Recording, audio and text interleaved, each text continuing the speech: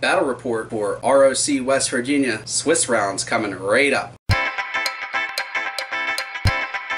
Hello and welcome back. If you're new to the channel and you not only want to perplex up your Heroclix IQ but also outwit the competition, make sure to Hulk smash that subscribe button and also that little bell notification so that you can be sure to see my Heroclix videos as they become available. Alright guys, so let's go ahead and roll initiative for how these Swiss rounds broke down for me.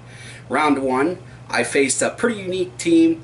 It consisted of a Monsieur Mallah from, I believe, Joker's Wild, and 2 Clarion the Witch Boys, along with a alien symbiote from Superior Foes of Spider-Man. It was a good team. Relied heavily on Monsieur Mallah to get most of that job done, and also the stealth that both the Clarions had.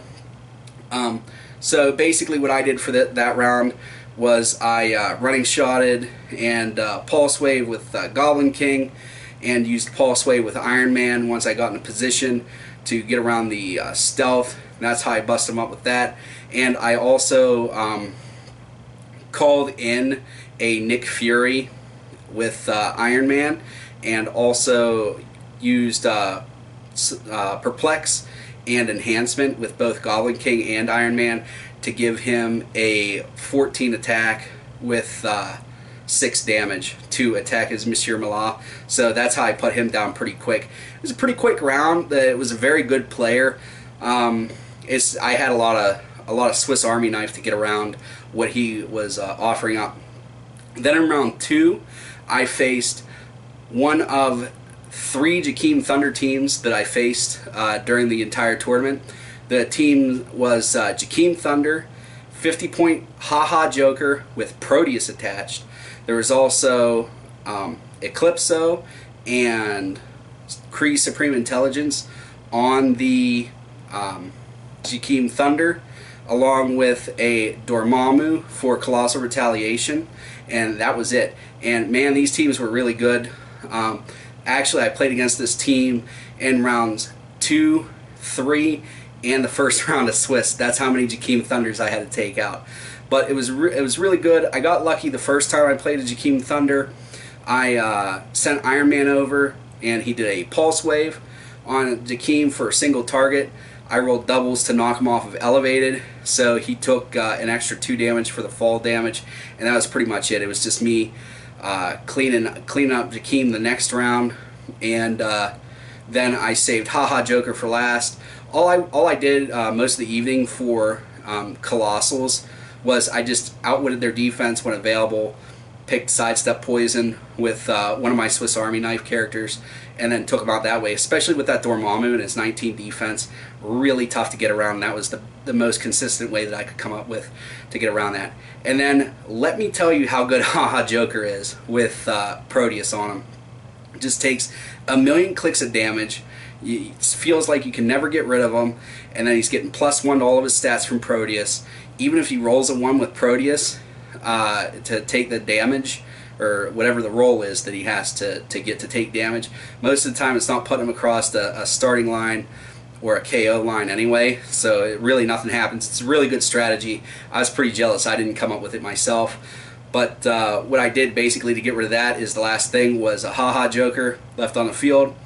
I pretty much based him with my Goblin King and Iron Man, and I picked Combat Reflexes and Flurry and just tried to deal out massive amounts of damage. And I did eventually take him down to get the full build. So that's how that went. Then round 3, like I said earlier in the video, I played the exact same Jakeem team. I believe 3 players showed up to the tournament, and they were all running the same Jakeem team. I took the same approach that I did in the first time I played him, because if it's not broke, don't fix it. Targeted out Jakeem, totally ignored Haha Joker until he was the last thing on the board.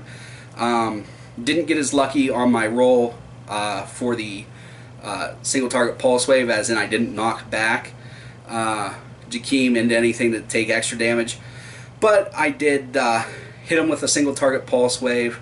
Then I went over to him with a Colossal Retaliator, hit him, and then called in Nick Fury to finish the job. And then that Haha Joker is good, but he's not really going to win you the game. So that was what was left on there. Again, Dormammu outwitted the defense, sidestep, poison. Round 4 is the first time I played Stefan Brewster, who eventually went on to win the entire thing. He had a Green Lantern, super rare from World's Finest, a Raven from the Wonder Woman movie set, Casey Spectre, Clone Shredder, Serpent Punisher, and it was pretty good to watch him play that. It didn't really have that much stealth busting ability outside of Green Lantern, but for some reason the first time I played him I was scared to death that he was going to get to me before I got to him, especially with the Raven being able to place the Casey Spectre, and then the Casey Spectre having 12 range. He could basically, just move with Raven, the 6 squares, and then he's covering the board with Spectre. So I TK'd out my Iron Man, crossed the board, tried to take out the Clone Shredder, whiffed on it because he had -2 to his attack because he picked Goblin King as the Twisted Duel trait. So then it's basically my Iron Man got pretty well beat up. I was able to rally though and get my Green Goblin down the field, KO'd most of his team. The only thing that I didn't get was his Raven, and it came down to his Raven versus my Foggy Nelson. I had 2 chances to knock out the Raven, ended up missing with both attacks. So he had a 40-point figure and I had a 15-point figure, and that's just how that went. Then in round 5 I faced a pretty neat build with Nick Balls of Fury, Devil Dinosaur and Moon Boy, Captain America Droid, and Ironheart. He also had a couple call-in figures, and I think he was running Brainiac on Nick Fury. It was a good team. I got him on the map that I wanted, which was the Teenage Mutant Ninja Turtles Sewers map, knowing that Nick couldn't go through blocking. And plain and simple, I just miscounted my squares, his swing with his Nick Fury. I didn't realize that Devil Dinosaur had TK, so I didn't even take my own advice on reading my opponent's figures like I did in my top 3 HeroClix mistakes. Go check out that video on this card if you don't know what they are. It's a pretty good video. I'm pretty proud of it. But so anyway, I placed my Iron Man in a bad spot. He pretty much pwned him with Nick Fury in 1 turn. Kind of limped around for a little bit. I was able to rally, knock out everything but his Nick Fury. So I did get a bunch of points, but I wasn't ultimately able to win that. I wasn't able to recover from that first move. The very first move of the game is what cost me. Alright guys, so out of the teams that I mentioned in this video, which one did you think was the most unique? Was there, did you think there was too many Jakeems, just the right amount? What build did you like the most? Go ahead and put that in the comments below. That's all I have for you guys today. As always, please remember that it's only critical miss if you don't have probability control.